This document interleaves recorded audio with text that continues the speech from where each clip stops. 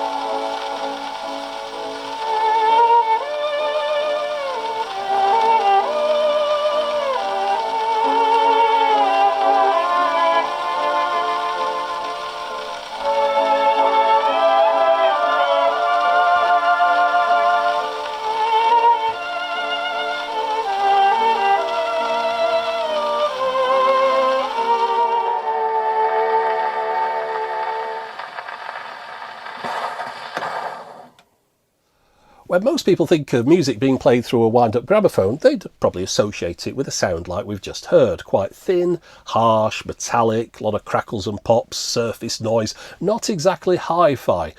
But again, most people have formed that opinion, not from personal experience of hearing one live, but from seeing them in movies and TV shows, costume dramas set in the 1920s and 30s, when in those, if they did put a record on, yeah, it would have sounded like that. The reality is, of course, in a production they'll overdub the music, so they probably started off with a really nice sounding file and then put it on top and equalised it down, added a load of crackles and pops to make it sound like that. The truth of the matter is we may have been a little bit misled, because an acoustic wind-up gramophone like this can sound a heck of a lot better than that.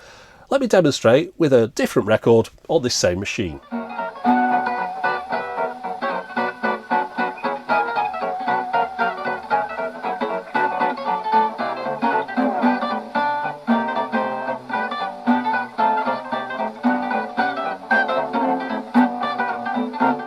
It's also important to understand that the crackles and pops and a lot of the surface noise that we now associate with 78s, those things weren't there when these were new. Those have developed over time due to the materials aging.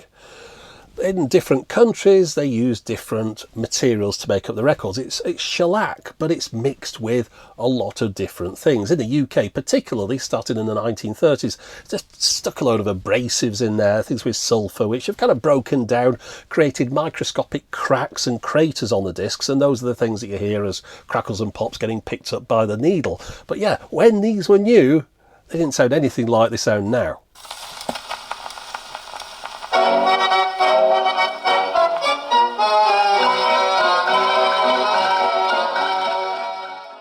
Now let me tell you a bit about this particular machine. It's the HMV 102, a record player the manufacturers claim to be the world's finest portable. Of course, they would say that, wouldn't they? But the 102, that was a follow-up to the very similar 101. The 101 was on the market from 1926 to 1931, at which point the 102 replaced it. So just for fun, quick quiz, what year do you think they stopped making the 102 model?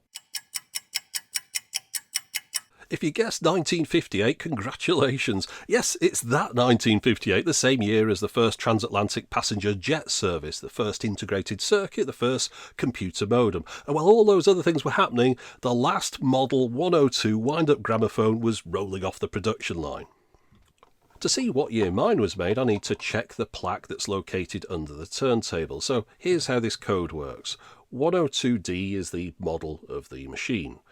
B over 10, well, the B serial range started in 1936. B1 would be 1937 and so on. So B10, that's 1946. The 13 means it was made at the Hayes Middlesex factory. The 8 is the signifier for mechanical gramophones that came out of there at that point, and 204 is the unit production number. The production of these machines had been on hold during the war and only resumed in April 1946, so this is the 204th model made after production resumed.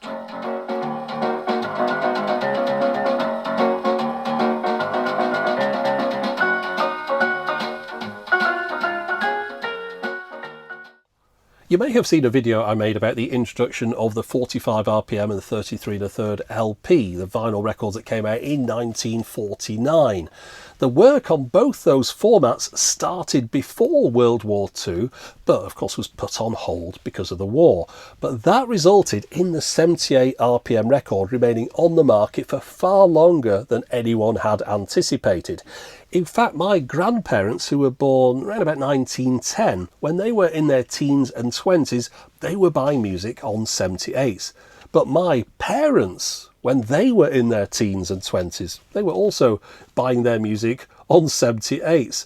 But despite the delivery system remaining unchanged over that period, there was a lot of technological advances in the areas of playback and recording of the discs, not least of which was the introduction of electric recording. This is a famous picture from 1925. It shows the Victor studio in New Jersey set up for an acoustic recording session. This is how recordings have been done up to this point. It's basically the opposite process to acoustic playback. The sound goes into the cone and vibrates a stylus that cuts it into a disc.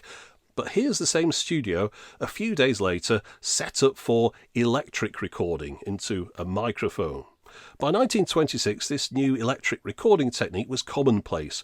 Any studios that wanted to stay in business had either switched over to this or were switching over. It just so happened that 1926 was the same year the 101 gramophone was introduced, and in the catalogue for that model they took the time out to mention that despite that record player coming out at the same time as the new recording techniques, they wanted to assure everyone the new machine could also play your old acoustic records as well as these new electrically recorded ones. As the recordings on the records improved, the sound boxes on the record players were similarly re-engineered in order to keep up. For instance, using some of the range of HMV models of sound boxes as examples, the Exhibition and the number 2, the ones that preceded the electric era, those only had a frequency response of 150 Hz to 3000. But that jumps up significantly on the number 4 sound box, the first one for the electric era, the one that came along with the 101 record player. That could deliver a much wider 80 to 5000 Hz, but then we move on to the 5B, that's the one that's on my 102. This goes from 30 Hz to almost 10,000 Hz. That's another big improvement. A 102 gramophone fitted with a 5B sound box is really quite a desirable setup amongst collectors.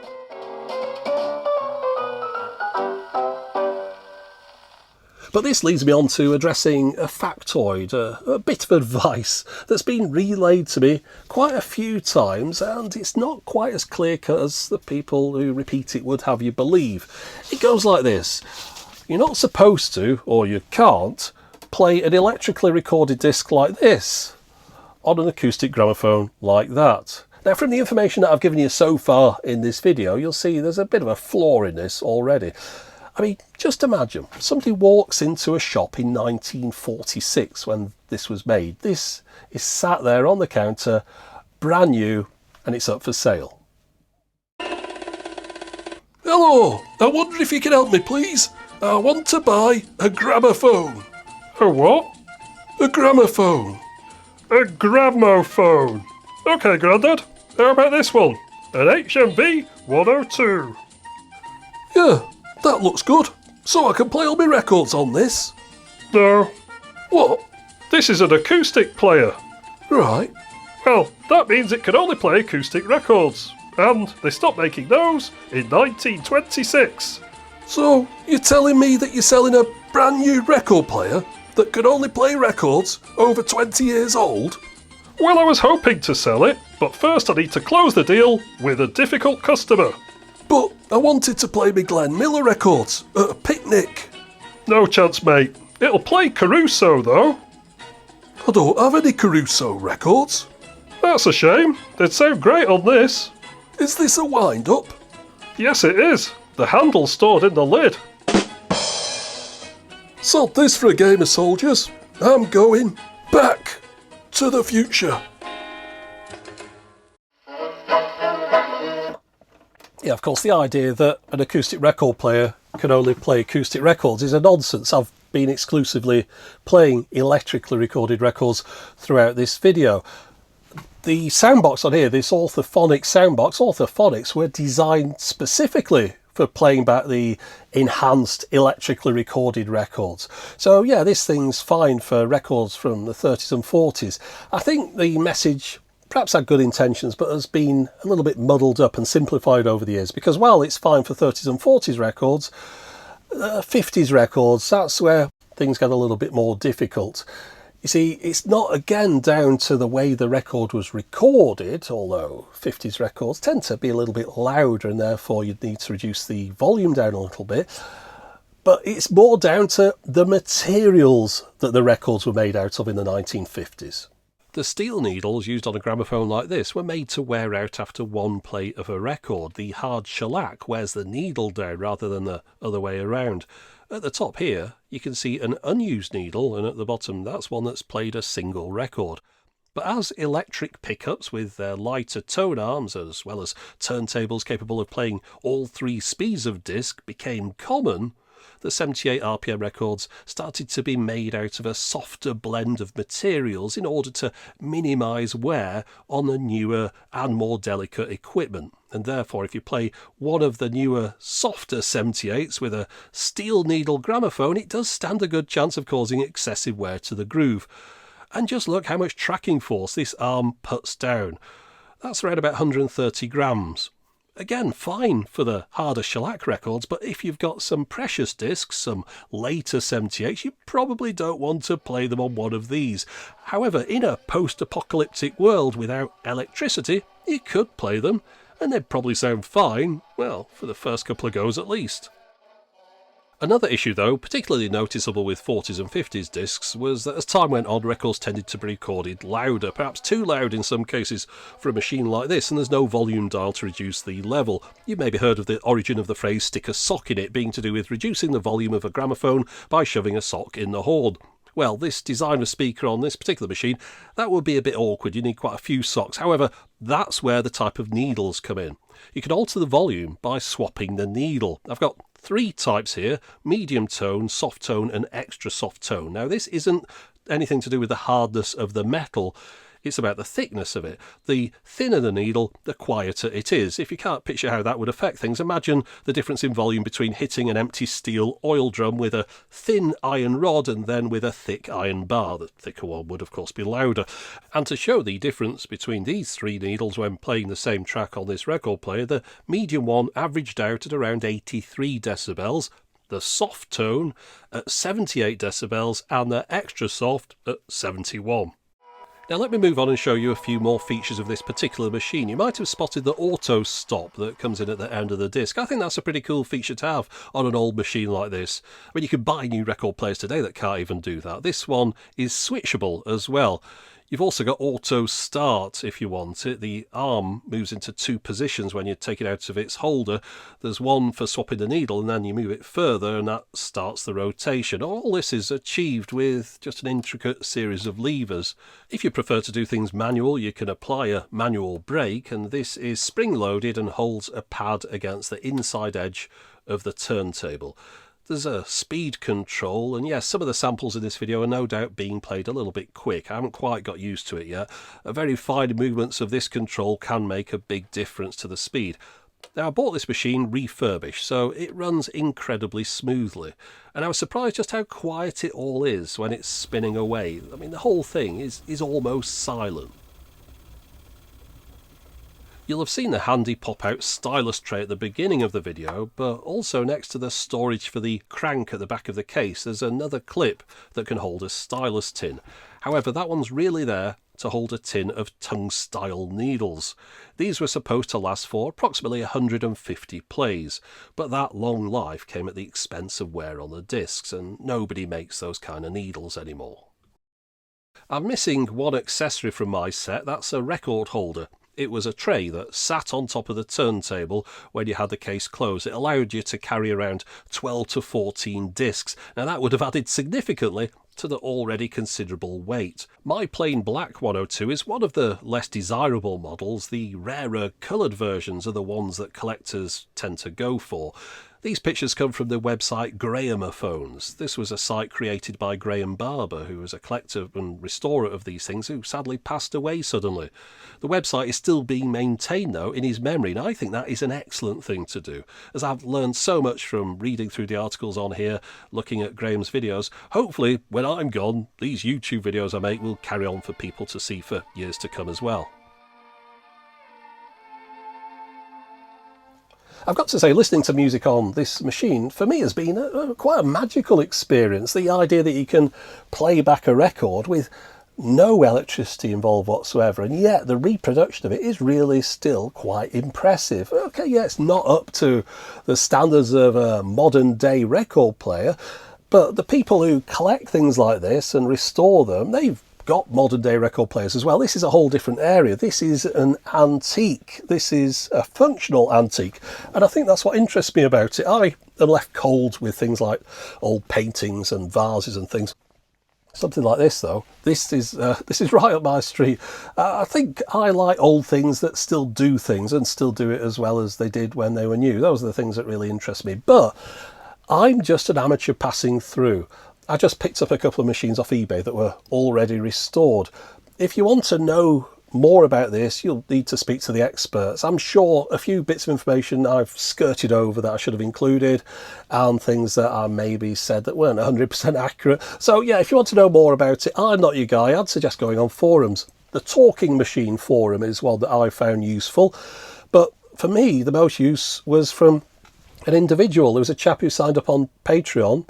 His name is G Hoon. I've got to thank him because he was asking me about these things. I said I got a couple, and we had an exchange of emails back and forth because I had loads of questions that I hadn't got the answers to. He helped me out. So without his help, I wouldn't have been able to put this video together. So yeah, sometimes you just need to speak to an expert, not just some rando guy on YouTube who's passing on a bit of information, probably half of it's wrong. Now, if you want to listen to a couple of these records being played in full, well, I had to skirt around the copyright still. These things are still in copyright, many of them, apart from, you know, sort of getting back to the early 1920s ones, which don't sound so good. So the better sounding ones I can't really play you normally in this video, but I've put a link in the video description to a playlist. There'll be a couple of records in there that you'll be able to hear being played back in full on this device. But I hope you've enjoyed having a look at this one here today, and that's it for the moment. As always, thanks for watching.